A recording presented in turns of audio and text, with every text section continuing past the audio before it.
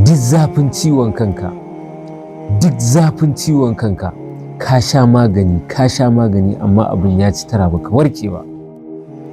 Annabi sallallahu alaihi wasallam ya ce duk wanda ciwon kai ya dame shi sai ya ɗaura hannun daman shi a kai ya dinga karanta waɗannan ayoyi na ƙarshen suratul hashari ƙafa 7 tun daga kan law anzalna hadzal qur'ana ala jabalin la ra'aytahu khashi'an mutasaddian min khashyatillah wa tilkal amsalu nadribuha lin-nasi la'allahum yatafakkarun.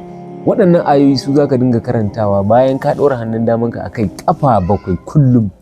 In dai kana haka wallahi wannan ciwon kai ba za ka san lokacin da ya rabu da kai ba gaba ɗaya, in ji annabi sallallahu alaihi wasallam. Kuma kada mu manta dama Allah ya faɗa cewa wa nunazzilu minal qur'ani ma huwa shifaa'un wa rahmatul lil mu'minin.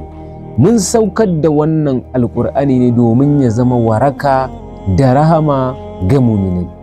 Allah ya samu dace.